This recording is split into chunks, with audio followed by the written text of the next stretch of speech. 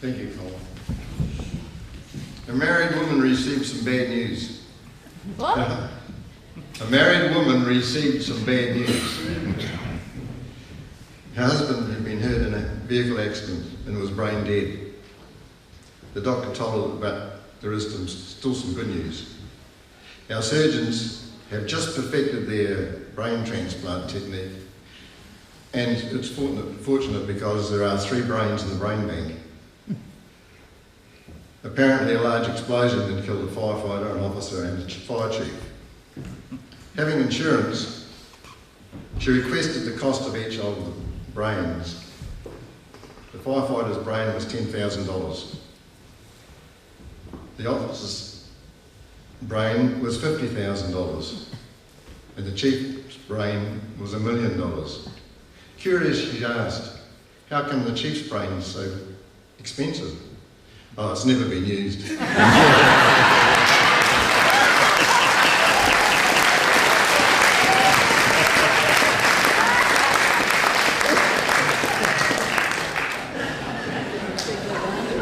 Distinguished guests, patron of the Waiuku Fire Brigade, Joe Barton and Chief Colin, past and present firefighters, friends and family.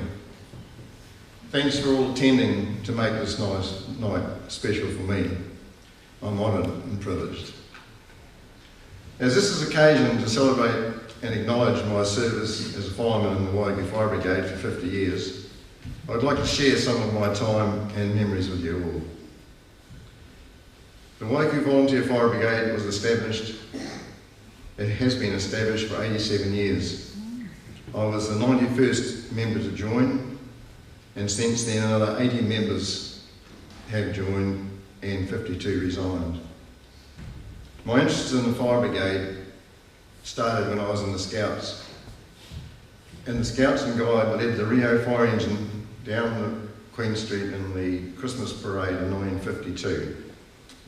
One of our proficiency badges in the Scouts was the Fireman's Badge. And to achieve this badge, I went first to the Pitt Street Fire Station in Auckland to see how their fire brigade operated. And it was incredible to watch as this fire call sounded, the front doors opened and the truck started before the firefighters even mounted the pump. As another part of my fireman's badge, I attended the local fire station at one of their training nights. And while I was there, I heard a tape recording of their recent smoko. The smoko, for those who don't know, was a men's only by invitation variety concert with entertainment provided by comedians, magicians, acrobats, jugglers and sometimes the guests. I was not to know then that 17 years later that I would be organising the artists as part of my job as secretary. They were great nights, but in the end, TV entertainment took over and the smoko nights were abandoned. I was accepted into the Waiuku Volunteer Fire Brigade in 1965 after 1 year on the auxiliary list, which meant you could come down and help at the fire station, but you weren't allowed on the pump. We still have a waiting list of people waiting to join our brigade, one of the very few. There are many people who have made my service very meaningful and enormously enjoyable for me over the years. I'd like to pay tribute to the 5 dedicated fire chiefs that I have served with for their leadership and guidance. The late Johnny Johnson was fire chief for 10 years and was very active and participant in the UFBA waterway competitions. The late Fred Smith, fire chief for 13 years, and was also a man who led the team to provide the fish and the mussels for the brigade smoko nights. Fred also officiated at the UFBA and Auckland suburban competitions and was always very generous with his time to all brigade members. The late Bill Reynolds received his double gold star for 50 years service in 2003. He was a fire chief for 21 years.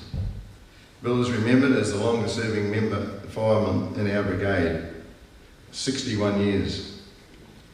He received a Queen Fire Service Medal for his services to our brigade and the community.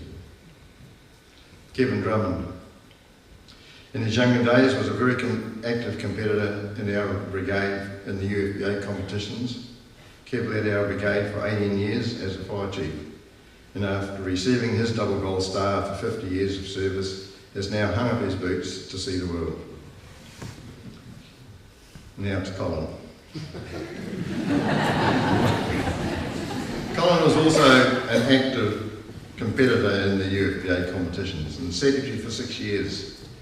He's now been the Chief Fire Officer for the past 4 years, leading the Waiuku Brigade into the Fire Service Vision 2020, a new generation of fire changes within the New Zealand Fire Service. At the time of joining, I lived 3k away from the station, and in those days I owned a Holden that was always parked in Dad's shed beside the road. When the siren went, I had a 50-metre dash from my bedroom to where the car was parked, so I really made the pump. I thought with some ingenuity I could cut the time down. Remembering what I had seen at the Pitt Street Fire Station, I decided to make an automatic start relay that operated with a push button from beside my bed. That allowed the car to start as the house bells rang, and it worked like a dream until one night I did the unthinkable. I left the car in gear.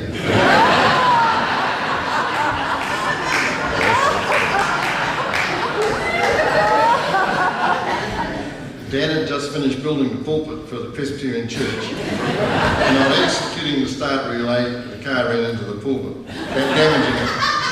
Needless to say, the relay was removed.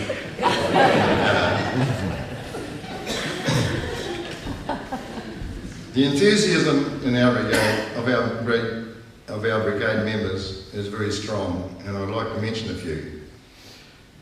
Firefighters Alex Christopherson, Joey Griffiths and John Daines are a team of firemen dedicated to promote the fire-wise safety program in the schools and youth organisations around the Waiuku area.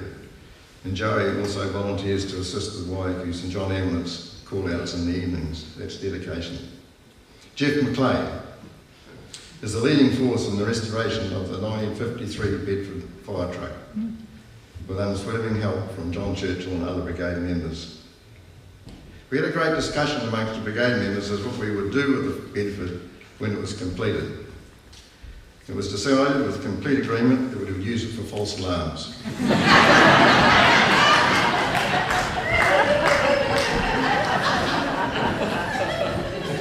Mark Madonna, who's not here tonight, he's king of the poker runs, and with his leadership has inspired the guys to successfully fundraise for our brigade and other worthy causes over the past 4 years. Kevin Wanhill is now a member of the New Zealand Urban Search and Rescue team and could be called anywhere in the world at any time. Through my enormous amount of enthusiasm, I have had some embarrassing moments. Returning from a job at Toro one day, I noticed smoke somewhere up Craig Road. I had just arrived back in Waiuku when the siren went. Wow. Being the first one at the station, I took the call. I was the officer. And we headed up King Street, right into the middle of a funeral procession. Using our lights and siren, we finally got past the hearse near Tarangaruru Road. Then we received the dreaded call from the station to say we have gone the wrong way, and the siren was on the other side of town at Kotuku Road near Mesa Road. But wait, there's more. We had to turn around and pass the funeral procession again, going the opposite way. And bugger me, would you believe it? He was our late Fire Chief Bill Reynolds, sitting in the front seat of the first car, looking a little bit stunned. As we went past the siren blaring and the lights flashing, it was Brian Gleeson's funeral and he would have loved it.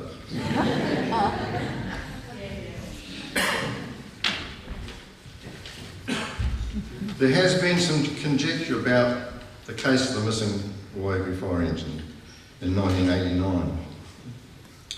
One of our early most successful fundraisers for the brigade was to go from pub to pub selling pig in the barrow raffles on a Friday night. The pubs were always full of young folk, and when seeing the men in uniform approach, they were more than eager to buy a raffle ticket so we wouldn't tell their parents where they were. One evening, 25 years ago, the brigade members went inside the Paddy pub, wheeling the pig in the barrow, selling tickets, while leaving the truck outside unattended with the keys in the ignition and the engine running. On exiting the pub, we looked in disbelief. The appliance had gone. Our first thoughts, has it been hijacked by Paddy? Has it been towed? How do we explain to the communications centre that our appliance is gone? After a scatter of crew and a quick search, it was eventually found nearby, parked behind the rugby club. We returned to the fire station to count our raffle takings, saying, I wonder who did that? 3 young guys walked in to have a beer. After all these years of speculation at different events by other firemen, it's now time to finally close the cold case. Fire truck. One of those people is responsible for hiding the fire truck is present tonight. No. I'm sure, Steve, you and your mates have had as much fun from this escapade for the last 25 years as our firemen have been left to speculate. It's not every day you lose a fire engine.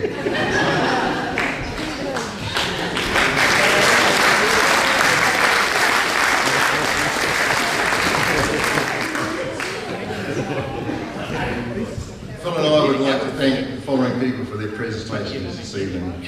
QFF President Mark Eade, New Zealand Fire Service Area Manager, Counties Manukau, Larry Cocker, New Zealand Fire Service Commission, Vicky Casey, Auckland Fire Brigade Provincial Association, Debbie Nielsen, Auckland City Council, Andy Baker, National MP Andrew Bailey, Fellow Star Association Patron Jim Nichols, and Waiuku Chief Officer Colin Little. Thank you to all the Waiuku Fire Brigade members for the gifts and flowers received. Jeanette and Debbie for making the cake and icing it for us, and Monica for the little bit of humour tonight. During my time as fireman, I have been touched by tragedy and triumph, but I have experienced enormous satisfaction from serving the community. A big thank you goes to Phil and our family for their support during my 50 years in the Fire Brigade. I'd especially like to thank Colin Drummond and his team of the Brigade Social Committee for organising this event for us and allowing us to be part of it. Over the years, I've enjoyed the friendship, the camaraderie from so many firemen in Waiuku and other brigades. I'd like to acknowledge all members of the Waiuku Fire Brigade, their wives and partners, past and present. It's been a great 50 years. Thank you.